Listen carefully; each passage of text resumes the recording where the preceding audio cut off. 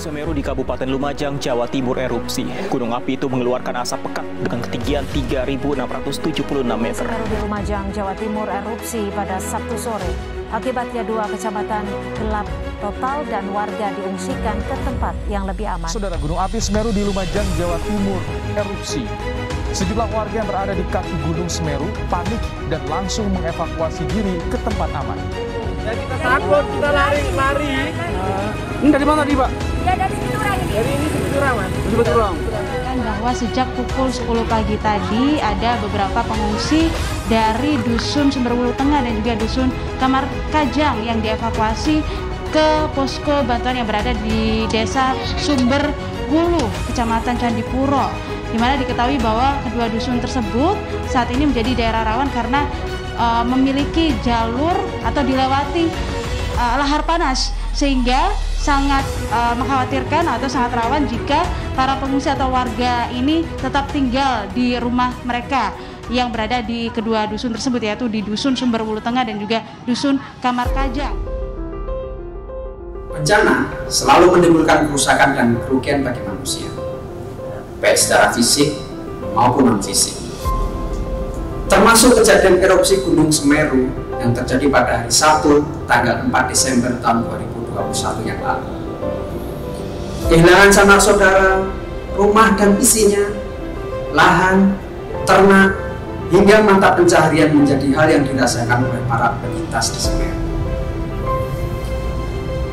Penyintas mengalami kesulitan akses untuk memenuhi kebutuhan dasar yang hilang akibat diterjang awan panas guguran dan banjir lahar dingin. Seperti yang kita tahu, penanggulangan bencana tidak hanya menjadi tanggung jawab pemerintah, tetapi menjadi tanggung jawab semua pihak, tidak terkecuali organisasi masyarakat sipil.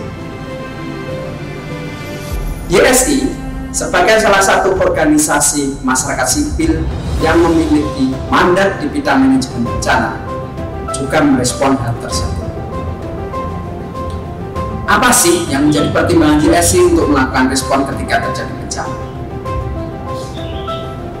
Pengambilan keputusan untuk melakukan respon bencana dilakukan oleh pengurus YSI dengan pertimbangan seperti jumlah korban dan kerugian, sebaran terdampak bencana, sumber daya yang tersedia, keberadaan para pihak atau lembaga yang melakukan respon bencana, dan dampak sosial ekonomi dan sarana prasarana publik. Selain pertimbangan tersebut, ada pertimbangan lain, yaitu pertama, dampak kejadian berada di wilayah Kampingan YSI. Kedua, besarnya kebutuhan masyarakat terdampak meskipun keterlibatan lembaga lain dalam respons bencana. Dan yang ketiga, masyarakat terdampak masih memerlukan penguatan kapasitas dalam manajemen risiko bencana. Lalu, setelah memutuskan melakukan respon, apa sih yang dilakukan selanjutnya oleh YSI?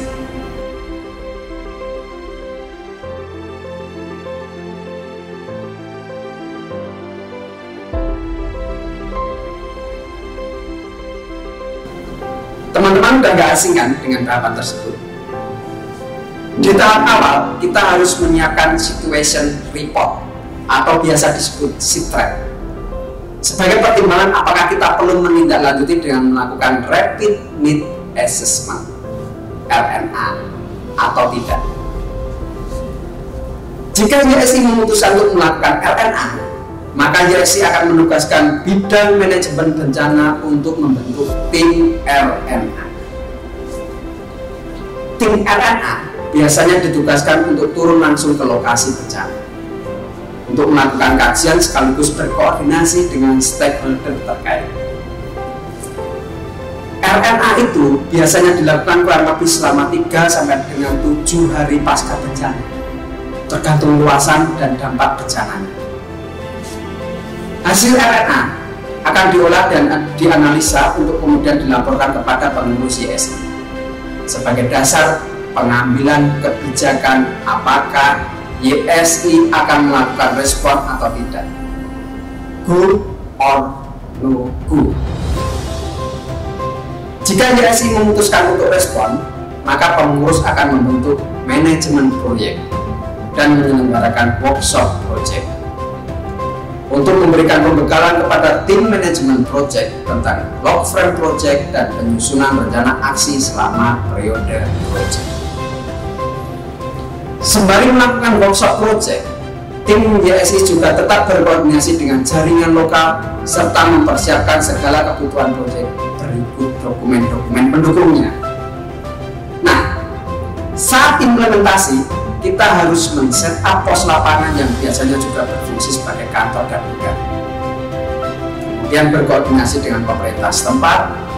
Selanjutnya melakukan in-depth assessment, mengolah data hasil in-depth assessment, menentukan calon penerima manfaat, menyusun data terpilah, melakukan distribusi, dan melakukan monitoring baik ketika distribusi atau yang biasa disebut on-site distribution monitoring atau ODM maupun pasca distribution monitoring atau biasa disebut PDM. Berdasarkan rapid need assessment yang dilakukan oleh tim, YSI memutuskan untuk melakukan respon pada bencana erupsi Semeru di Lumajang dengan tujuan untuk memberikan perlindungan kesehatan jasmani dan mental penyintas selama tinggal di pengungsian melalui distribusi alas tidur dan sarung dengan target 250 KK penerima manfaat pada 2 desa terdampak, yaitu Desa Sumberwuluh dan Desa Supiturang. Dan tujuan kedua adalah mendorong adanya koordinasi para pihak untuk memastikan bantuan kemanusiaan yang saling melengkapi dan mendukung percepatan proses transisi darurat menuju pemulihan.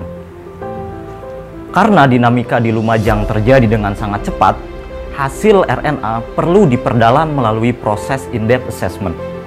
Setelah proses in-depth assessment, tim menemukan bahwa hasil RNA tidak lagi relevan dan menemukan beberapa temuan baru seperti sebagian besar penyintas yang berasal dari 2 desa terdampak tidak lagi mengungsi di pos pengungsian terpusat atau di sekitar desa terdampak, melainkan sudah menyebar ke seluruh desa di Lumajang, dan sebagian besar merupakan pengungsi mandiri yang tinggal di rumah kerabat atau mengontrak rumah.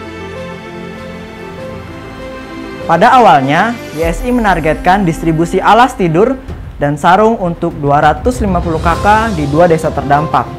Namun, melihat temuan in-depth assessment bahwa kebutuhan dasar penyintas yang mengungsi di pos pengungsian terpusat sudah terpenuhi dengan baik, sedangkan pengungsi mandiri memiliki keterbatasan akses akan kebutuhan dasar. Tidak sedikit pula penyintas yang termasuk dalam kategori kelompok rentan, seperti lansia, balita, bayi di bawah umur 2 tahun, ibu hamil atau ibu menyusui, kepala keluarga tunggal perempuan, korban luka bakar, dan penyintas yang kondisi rumahnya sudah tidak layak huni. Dari temuan in-depth assessment dan hasil diskusi dengan pengurus YSI, terjadi perubahan jumlah target penerima manfaat dari sebelumnya 250 KK menjadi 381 KK dengan menggunakan sumber daya bantuan yang ada. Bantuan akan difokuskan kepada penyintas yang merupakan pengungsi mandiri dan anggota keluarganya merupakan kelompok rentan. 381 KK penerima manfaat berasal dari 2 desa terdampak dan tersebar di 9 desa penyangga lainnya seperti Desa Sumbermujur, Desa Penanggal, Desa Sumberrejo, Desa Candipuro, Desa Sumberwuluh, Desa Oro-Oro Ombo, Desa Peseru Jambe, Desa Pasirian, dan yang terakhir, Desa Dauhan Lor. Realisasi tersebut tentu melebihi rencana awal YSI yang menargetkan distribusi ke 250 KK yang ada di 2 desa. Dari tahapan tersebut, apa saja sih dokumen yang kita butuhkan? Pada tahap assessment, kita membutuhkan tools rapid need assessment.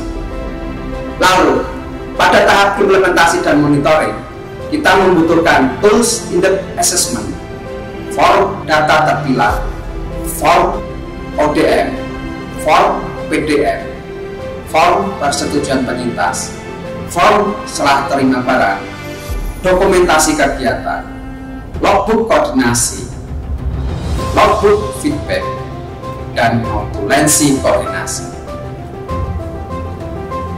Data lain yang kita peroleh dari pemerintah maupun organisasi lainnya seperti data penduduk dan data pengungsi juga perlu kita kelola.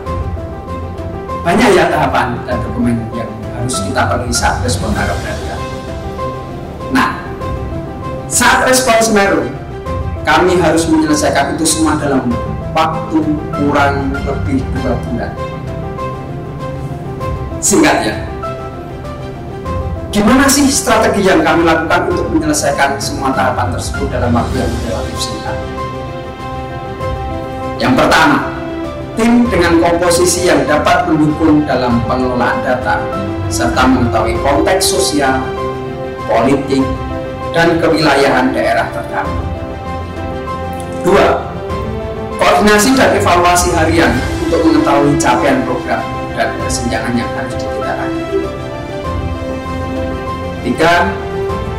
Penggunaan aplikasi yang memudahkan dalam pengambilan dan pengumpulan data seperti menggunakan Concare dan Google Drive khusus respon. Ketika melakukan respon di Semeru, kita juga berhadapan dengan ancaman lainnya, yaitu ancaman pandemi. Beberapa strategi yang kami lakukan untuk mengurangi resiko penularan COVID-19 yaitu 1. Yang pertama, staf yang diberangkatkan melakukan pemeriksaan kesehatan untuk memastikan tidak terpapar virus.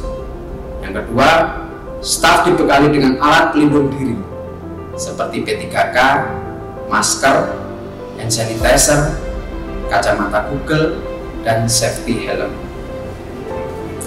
Ketiga, staf selalu menggunakan masker dan menerapkan prokes ketika berkegiatan. Dan yang keempat, distribusi dilakukan dengan 2 metode, yaitu terpusat dan home visit.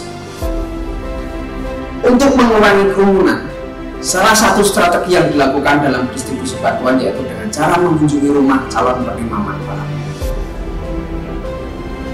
Apabila dilakukan secara terpusat, kami melakukan edukasi protokol kesehatan dan pembagian masker kepada penerima manfaat. Masyarakat menyampaikan berbagai respon seperti kualitas layanan dan bantuan yang diberikan YSI. Keluh kesah terkait masalah yang selama ini dihadapi masyarakat pasca erupsi, harapan masyarakat terhadap jaminan masa depan pasca mereka kehilangan harta benda maupun mata pencaharian. Itu semua juga disampaikan. Ada yang sangat berterima kasih pada kami, ada yang memberikan semangat, ada juga yang berpendapat bahwa bantuan yang diberikan kurang sesuai dengan kebutuhan penyintas. Ada juga yang memberikan saran terkait bantuan lain yang mereka butuhkan. Mereka sampaikan juga. Ada juga yang memberikan informasi terkait kejelasan pembangunan Huntara. Dan ada juga yang mempertanyakan terkait pertimbangan posisi klaster dusun tertentu pada lokasi pembangunan Huntara. Selain respon dari penyintas dan masyarakat, kami juga memperoleh saran, informasi, dan ucapan terima kasih baik dari pemerintah desa penyangga maupun pemerintah desa yang terdampak yang telah YSI intervensi. Salah satunya ucapan terima kasih terkait data terpilah yang telah dibuat oleh tim dan diserahkan kepada pemerintah desa sebagai referensi basis data desa. Dan tentunya selama respon YSI tidak berjalan sendiri. YSI membangun jaringan untuk mendukung upaya pemenuhan kebutuhan dasar bagi penyintas. Kami berjejaring dengan Plasnas Perlindungan dan Pengungsian atau Plasnas PP, Kusdurian Peduli, Community System, Konsorsium Pembaruan Agraria atau KPA, Gerakan Masyarakat Perdesaan Lumajang atau biasa disingkat GEMAPALMI, EPRP Jawa Timur, dan organisasi masyarakat sipil lainnya. Salah satu bentuk dari jejaring yang dibangun yaitu dengan berbagi data dan melakukan respon bersama. Contoh, pelaksanaan distribusi bantuan sarung dan tikar yang dibarengi dengan pemeriksaan kesehatan bagi penyintas. Dengan waktu yang cukup singkat dan kondisi pandemi yang belum usai, strategi-strategi tersebut cukup efektif untuk menyelesaikan program tanggap darurat yang tetap mengedepankan prinsip dan akuntabilitas kerja-kerja kemanusiaan serta menyesuaikan dengan keadaan teknologi.